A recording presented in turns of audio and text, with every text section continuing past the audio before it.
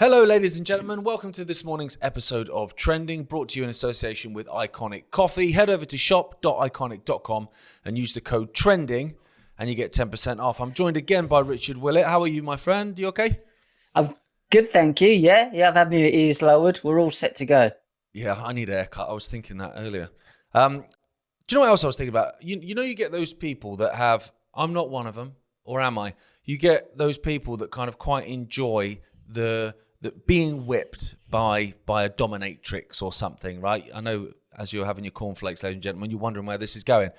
The reason I'm saying that I might be a little bit like that is that sometimes, right, I quite like throwing a metaphorical hand grenade out there so I get abuse. Like I almost feed off it sometimes. You know, if no one's having a go at me, then it's like a drug. And I'm like, I kind of need people to call me names. And when I get that feeling occasionally, I just tweet something negative about Donald Trump. And it brings all these guys to the yard, right? So I did that yesterday, and as soon as I tweeted it was about him and Netanyahu, it was like that hand grenade had just been thrown. And I just sat back and I thought, I'll turn my phone off and I'll see what it's like in the morning. It was quite brutal. But I'm going to do it anyway. So Trump pledges, this is the opening story today, Trump pledges record $1 trillion budget to the Pentagon to build the military, because that's what anti-war peaceful presidents do, Richard. President Donald Trump and Defense Secretary Pete Hegseth pledged a first ever $1 trillion defense budget proposal on Monday, a record sum for the military, $1 trillion. I mean, we're talking monopoly money now.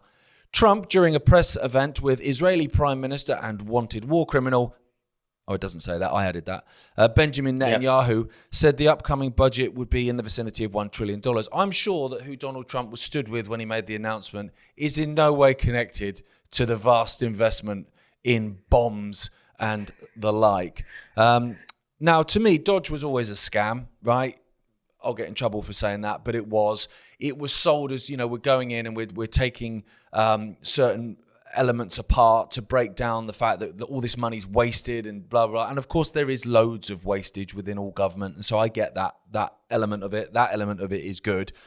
But also it's taking away from other things that are important, often that affect those that are in need, basically. Not all of it was waste. Not all of the US aid stuff was complete wastage. You know, a lot of it was actually helping people out. And obviously that's all been decimated. And people kind of celebrated it. And I understand the wastage celebration, but they celebrated all of it. And I was thinking at the time, we've saved this money here, we've saved this money here. And we've spoke about it before on the show, Rich. Yeah, but it's not going to you, the people. You won't see any of it. So I don't know why you're celebrating it. It will get spaffed off somewhere else, like $1 trillion for the military. Now, there's this guy, Rich. He's called Arnold Bertrand, right? He's a businessman in the United States.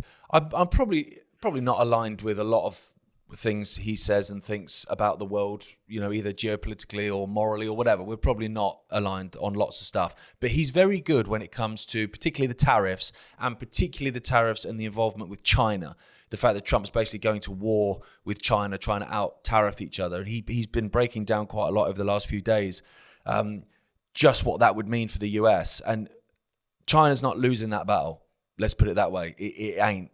And also you can't bully China in the way that you could perhaps, you know, try and bully the UK or try and bully Canada. China is a big guy in the playground, and financially and economically, it's not dependent on the US. And so if Trump wants to go to war with them, basically this guy's breaking down the fact that you ain't going to win that. And I personally don't think he's meant to. Now, this was what he said related to this $1 trillion budget thing for the military, which I thought was a quite good way of describing it. He obviously got lots of abuse for this, but, you know, he's right. Face it, Americans, you got screwed yet again. More money for wars abroad by the guy selling himself as the anti-war president who was going to put America first. And he just gutted your social programs and enacted the biggest tax hike in US history to pay for it. He's right. But the way I see it, you know, which is again why I kind of occasionally, I joked at the start, but I occasionally send out tweets about Trump because I kind of want to judge where people are with it. And I'm getting very close to the point now, Rich, where I think if you can't see Trump for what he is, and you can't see the play and the scam for what it is now, I actually don't think you ever will, which is quite depressing, but I actually don't think you ever will. What do you think, Rich, on that? Are you more, kind of optimistic than me? No. I think it's the same. I don't think they want to see it. You would close your eyes when you don't want to see a car crash because you don't want to see what the fallout is. They're closing their eyes and holding their breath for 4D chess, 6D chess, 700D chess. This trillion obviously isn't the defense budget. It's the inversion principle of an attack budget, and it's not for the US. Quite clearly, that's going to support Israel and what they're doing. That's as clear as day, no matter how many times we point it out. Your US government isn't your government, it's the United States of Israel. So that money there is going straight to Israel, obviously, to blow up. But the awful thing is it's going to be US citizens, young men mostly, blown to pieces in the name of pushing this messianic Israel nonsense. So that's 1 trillion more towards that happening. You're not defending anyone by being in someone else's country, especially when they're not attacking you and don't really care about what you're doing. That's called regime change. That's called the Project for the New American Century. We've been talking about this for years. So $1 trillion there towards that. Where do you think that's coming from? These tariffs are quite clear. I watched a really good video this morning, actually. A guy was explaining, he's a small business owner, how he makes certain products. And the fact is, what people don't seem to understand is that it's the individual business owner that has to pay the tariff to release the goods this end in the US, not the country. So that's going on the small business owner, not the actual country at all. And obviously, of course it isn't, because they'll just pass it on to the consumer. So that company that's making that cheap labor in the factories aren't going to pay their people anymore. They're just going to put that tariff onto the consumer from the US. So it's going to saturate the money back out of the US. And then they're going to go, people are saying about, they're going to build factories over here. They're openly telling you, well, one, that will take years to do, to change their infrastructure, but they're openly telling you they're going to give those jobs to machines and AI. So where do you think the US economy is going to go? What do you think is going to happen? They're literally bleeding you dry over here and closing you in. And you think, unfortunately, that he's building America back again. You can't just do that and swap around, because when you change the pieces of the puzzle, you have to change the pieces of the puzzle in the rest of the world. And they're not going to comply to your new order of your country. So you can't make anything in your country. That's been done. You can't reverse that in 2 years. That takes decades to do that. They've pulled down the infrastructure in the West completely. We don't make anything anymore. You can't put that back together overnight. So that's ridiculous. So a lot of these jobs, and when they do put it together, it's going to be AI and robotics that actually, where do you think they're going to get those parts from? China. It's ridiculous. This guy this morning was saying he pays 800% more on the labeling and the lid for his little product if he does it in the US right now. People are used to living a certain standard of life. Sorry? I think it's called winning, isn't it? That's what I keep hearing. It sounds like losing, but in an inverted satanic nonsense, you're not winning anything. What you're doing is you're closing yourself off from the rest of the world and slowly destroying yourself. It's ridiculous. You don't have the infrastructure. That's been pulled down. That had to happen over a long period of time. It's all by design. In the UK, we're exactly the same as well. We don't have the infrastructure. We don't make anything. So this has been coming for a long time, and now they pulled the trigger on this, and you're going to collapse in on yourself. Donald Trump is there to push the Israeli messianic agenda. Clear as day. He's got a wanted war criminal standing there, both red ties, scapegoats standing there, showing you willingly that you've been done, and you've been done heavy. And that's the issue here. The power is now shifted over to the east, and that includes China. But that's not the Chinese people. They'll still work in sweatshops for nothing. We're talking about what else runs China? Communists. Well, that's the thing. Which is a cult. The Third World War we speak about so many times. Like, we're not meant to win it. We're not designed. The West is not designed to win. That's not the point.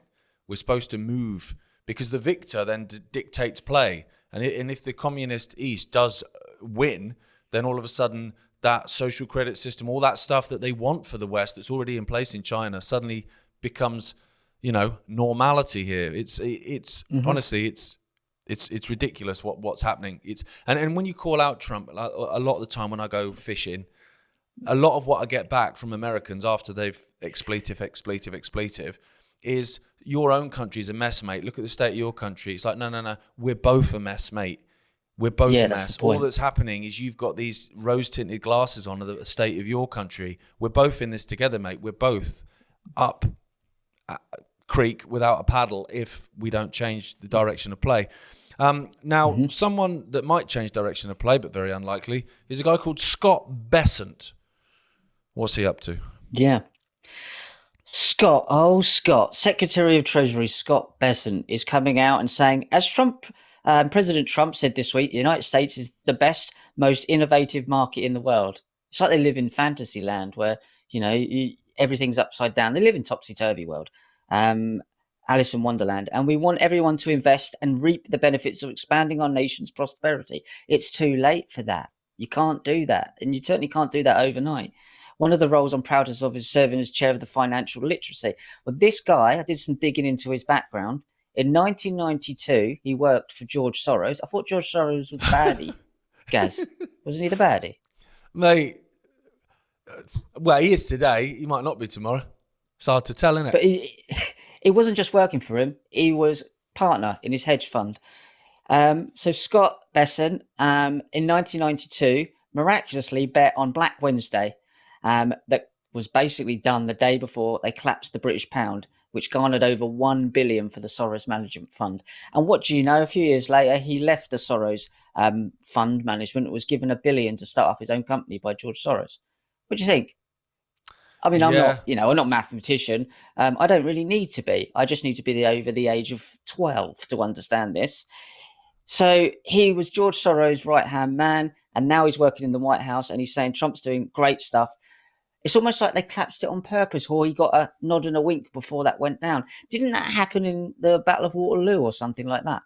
That's what they've done for millennia. Is, to be fair, even politicians now get accused of insider trading and things like that, where people have got a little bit of knowledge and a little bit of this and a little bit of that, and then they make decisions based on what's going to happen, pull out of something, and then it all collapses and everyone's screwed, apart from the person that had prior warning.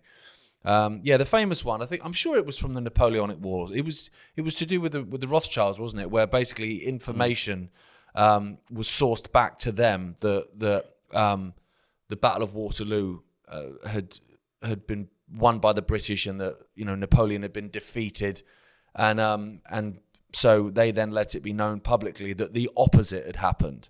That actually Napoleon had won the war, which crashed the pound massively. So then they basically bought up, and then the actual truth came out a day later, or however long it took for telegrams to get across or whatever, to say, no, actually Napoleon had been defeated. And at that point, obviously, oh, amazing. And the markets recovered and the pound went through the roof, and they went, oh, I've made a little bit of money on that one. What are the chances? Yeah. What are the odds? Exactly, mate. This stuff goes on all the time. There's just obviously the odd famous one. I remember after Brexit, where we made, as British people, the wrong decision to leave the EU, and suddenly the pound started crashing, and everyone's going, see, I told you that was going to happen. It's like, yeah, but it's happening because people are manipulating it to happen. That's how the markets work. If you want to destroy something, you can have a run on a currency. Look what they did to Liz Truss. Again, Conservative Party members voted for the wrong person when they got Truss instead of Sunak. So they just basically go, no, stitch the pound. Yeah, it's collapsing. Get rid of her. She's gone. Oh, Sunak's in. Oh, it's gone. Oh, that's good then. Yeah. We got what we wanted. I remember when Liz Truss met the King Charles. I don't like calling him that, but it reminds me of a spaniel, so I'll go with it. And she walked in the room, and he literally went, and you heard him audibly on the microphone go, "Oh dear, oh dear, oh dear." Because he knows. He knows. Yeah, that's the point. Yeah. Charles would have known when he met her that she was, as temporary as they come. Oh God, who let her in? Oh yeah. Oh dear. Oh dear. Oh dear. I mean, could you imagine that? And I remember it. Yeah, it was. It was caught on a hot mic when it's extraordinary. In terms of Scott Bessent, though, it's one of those things. It doesn't surprise me at all. His links to Soros doesn't surprise me. He's made $1 billion out of basically gambling on something bad happening when he obviously had prior knowledge that it was going to happen. It's again, it goes into the whole MAGA thing. I think what they're trying to do is basically destroy everything completely so they can then rebuild the new, which will be AI, will be digital currencies, will be all of this stuff. They just need someone in there to destroy it. Now, that's why I think the whole MAGA movement, and this isn't you guys watching our MAGA people wearing a Make America Great Again hat and stuff. I'm on your side. I think you're being duped by it.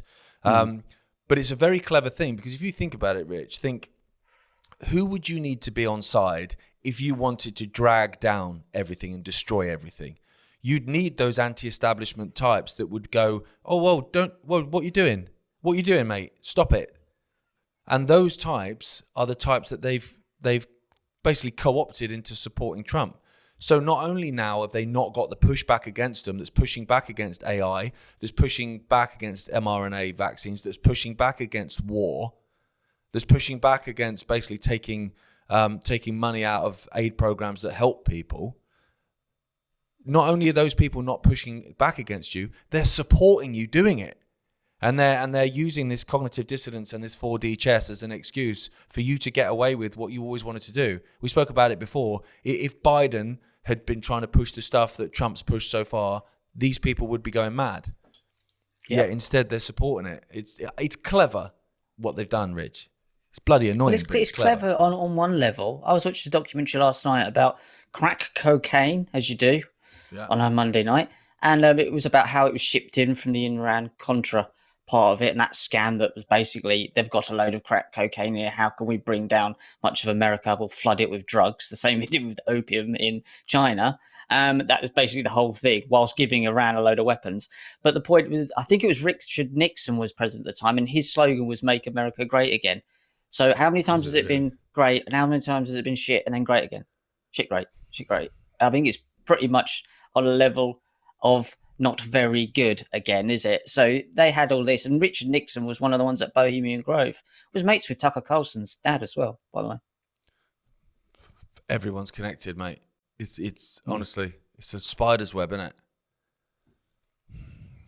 Right, moving on then. This is a weird one. It's one of those that we spoke about before, in the sense that you have something, I guess like Neuralink, actually, in the sense that it's got a selling point which is of course positive. You know, if it can help someone walk again, that's incredible, but that's not necessarily the end game. So this is a story out of England today. A little miracle. First baby born in the UK to a woman with a transplanted womb. A miracle baby has become the first child in UK to be born to a mother using a donated womb. The baby's mum, Grace Davidson, 36, was born without a functioning uterus and received her sister's womb in 2023, in what was then the UK's only successful womb transplant. 2 years after the pioneering operation, Grace gave birth to her first child in February. She and her husband, Angus, 37, have named their daughter Amy after Grace's sister, who donated the womb. On the face of it, that's amazing. Of course it is. Someone who can't have children has the ability to have a child. The birth of any new life into this world, to me, is something to be celebrated, especially a healthy child to loving parents. That's incredible. That's what we're built on as a society. It's what we need more of, actually. Now, that said, as soon as I saw it, I was like, that, of course, is amazing. But where does this then go? Where does that technology and that ability take you in the future? Now, obviously, at the same time as this is happening, artificial wombs, which have been spoke about for quite a few years in terms of their development, they're now close to clinical trials. Now, they're, again, sold, because these things have to be sold, as if a baby is born so unbelievably premature that basically, an incubator isn't going to cut it, they can be put into an artificial womb, and that gestation period can continue for 7 months, 7.5 months, however long it is, to then give birth to that baby. Which, again, on the face of it, that's amazing. If it can save a baby's life, amazing. But then you think, well, I'm thinking state hatcheries now. Do you know what I mean? In terms of Aldous Huxley's Brave New World, which was, of course, the precursor to 1984 by George Orwell. In fact, Huxley taught Orwell at Eton, I think. So they obviously would have passed on knowledge to each other. Huxley's brother obviously was involved, I think, in I want to say eugenics. Rich, am I correct in saying that, or am I way off with Huxley's brother? No, he was. Julian Huxley was one of the guys that was, the guy that was given the task of rebranding eugenics into transhumanism. That's the term that they used. So yeah, it was there you go. And so in Brave New World, Huxley talks about these state hatcheries and conditioning centres where basically me and you aren't. I don't know if me and you are needed. I don't know how me and you are having a kid. It's 2025. I'll just get a womb put inside me and I'll have a baby. But I'll see you in a couple of weeks anyway. So well, this is true. Yeah. Yeah. So it's like parents. Say me and you are parents. Are no longer required. Basically, the baby is grown in a hatchery in what is an artificial womb, obviously, which, like I say, they're nearing clinical trials on. And also, that's what we're being told. So this is what's in the public domain. This is what's happening to this couple. So what's happening behind the scenes is obviously going to be far, far more sophisticated than that. And when you couple that with the absolute decimation over the last couple of decades of fertility in the West and sperm counts in the West, you can see where it's leading, can't you, in terms of it? And when I saw this story, like I said, I was happy, over the moon for the family. Like the sister, Amy, how selfless is that to give your womb away? It's incredible. Mm.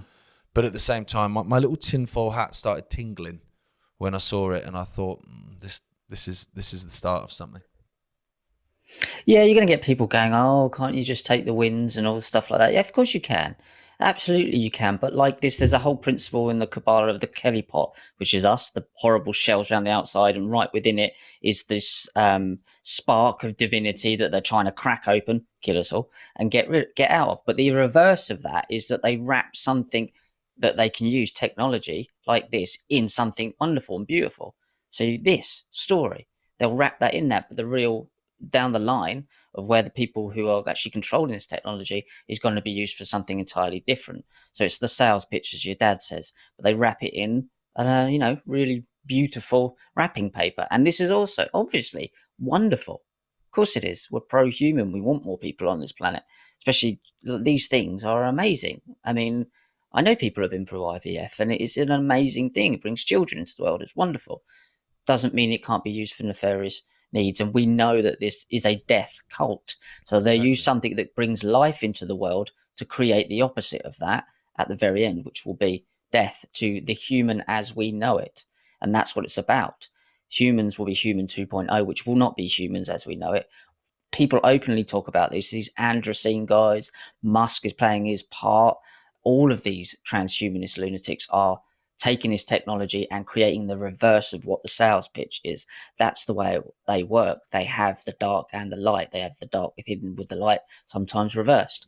So once you understand these principles of how their minds work, remember they were brought up in this cult to see the world in that way. And once you start to see it, and you can do it yourself, you start to see the programming, you can see that. Like I've just looked at that and gone, I've compared that to the principle of the Kelly pot shell, but in reverse.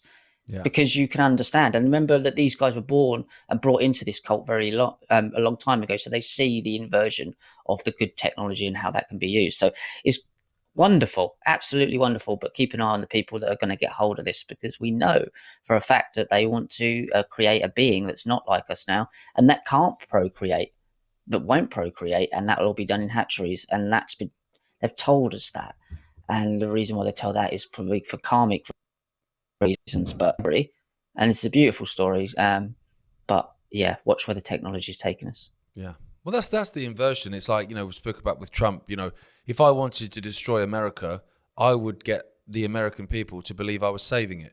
In the same way that with human-caused climate change, if I wanted to destroy everything, which is what net zero is doing, if I want to destroy everything, I'd want you to think I was saving the world, which is exactly what they're doing. It's like you say, that inversion. Or it's just downright lying. And another organization that's wonderful at lying is, of course, the Israeli Defense Forces. Once again, they're lying about this murder of paramedics we spoke about yesterday. This guy, David Menzer, I mean, I don't know how he sleeps at night, under the bed, probably.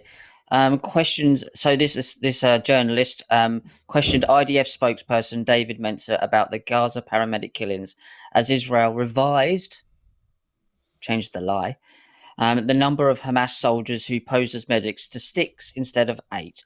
There's still no evidence that any of them were Hamas soldiers. These are the guys that they buried, I think, 15 human beings in the ground. That's what burying is. And their ambulances to cover it up. Big, I think it was 5 ambulances. And he's saying that, well, yeah, but the reason why they killed them is because they thought 6 of them were Hamas. Well, 8 originally, but then they realised maybe that's too big of a lie. We've got to get rid of a couple. There's no evidence that any of these were Hamas.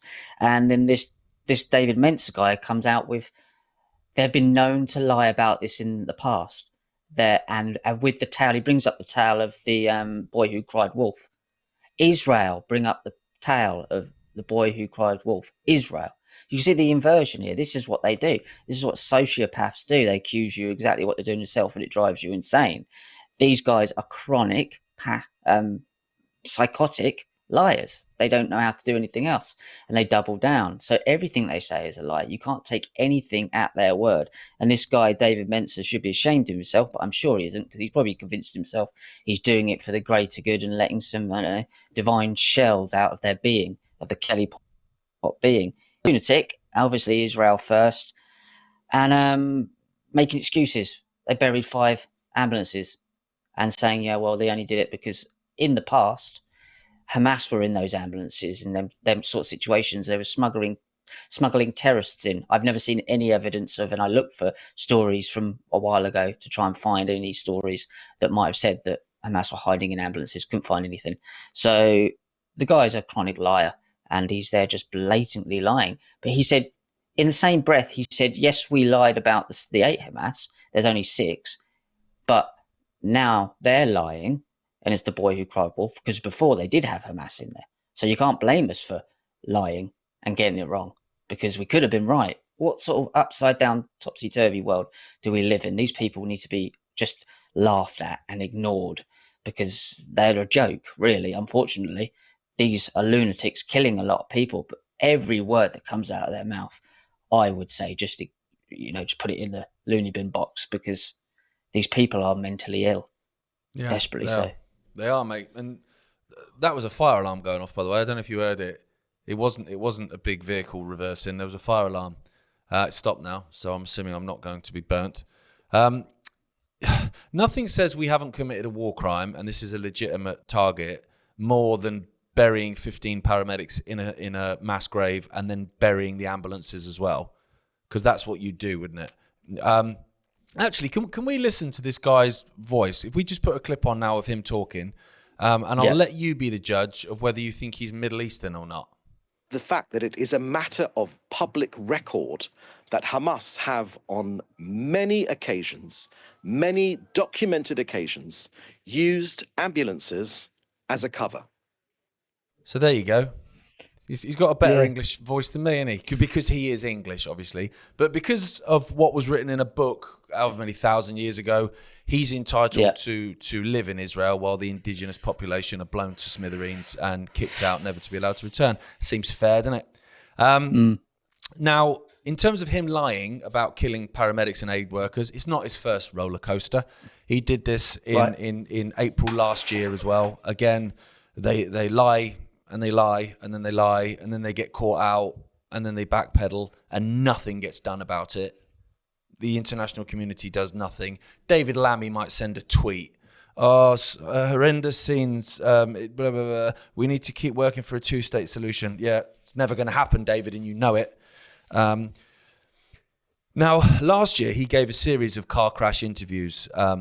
This spokesman, it was quite embarrassing at times. I think it was a Norwegian interviewer basically had him for breakfast, dinner, and tea, because you can't defend the indefensible, and he was lying. And the journalist, who actually was a journalist for once, from Norway, had all the receipts and kept basically throwing the receipts back at him of basically all his lies. And so he basically was sacrificed live on telly, to be honest. Now, the reason he sounds English is, as I say, because he is. But he's also a former director of the Labour Friends of Israel. Now, you might remember them. They're a lobby group that was successful in basically destroying Jeremy Corbyn when he was leader of the Labour Party, which then obviously paved the way for Chairman Starmer, Zippy, to come in and destroy the country, which is exactly what he's doing. Also, the Labour Friends of Israel were caught on film. A documentary called The Lobby used secret recording equipment to catch Labour MPs. I think her name was Joan Ryan, was one of the main conspirators, meeting with a member of the Israeli embassy in London, plotting to take down MPs that were not, on side. Basically, MPs that were calling out what Israel was doing, because obviously, Israel doesn't blow up people in Gaza as a recent thing. They've been doing it for decades. And so certain MPs within the Labour Party were calling out Israel and were speaking out, not as much as they should, but at least a bit. And so this embassy official was basically saying, I can give you a list of MPs to take down. And it was agreed that that's what would happen. Because, we're not an occupied country in the slightest. Of course we're not. Same as America. You're free. Yeah, absolutely.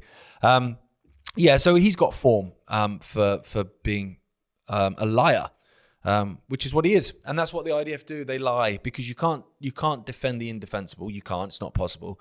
So you just lie and lie and lie and deny and deny and deny. And then eventually, when all the footage comes out, as it has with the murder of these paramedics because they had body cam videos on, then you kind of then just backpedal a bit. Suddenly, like you say, it's 6 terrorists instead of 8, and then it will be 4. They may even go 2 if they're going to try and do the 2 times table. Maybe they'll go down a little bit like that. Eventually, it will be none, and he will come out with his strong Middle Eastern accent and tell us how remorseful he is and how the IDF prides itself on not killing civilians, and so it was a tragic mistake in a time of conflict, and but Hamas has done this before, and Hamas caused this, and they're to blame, and we don't want to kill them, but we kind of have to. Yeah, and everyone will take it'll come out, and then they'll just accept it, and nothing will be done because it never is. Yeah, it'll come out to the point where they'll go, well, there's no Hamas there, but what did happen was back in 1997, one of a person who had a Hamas poster on his wall worked on the gearbox of one of the ambulances that we had to bury because we can't have any association with Hamas at all. And it would be such a thin connection to something Hamas related. Whilst the other end, Netanyahu's propping them up to take over the PLO for years. Since the 1980s. Yeah. Yep. All the world's a stage, Richard Willett. Mate, I shall see you. I'm not seeing you tomorrow, actually, am I? I'm not going to see you for the rest of the week. I'm back tomorrow morning with my brother Jay.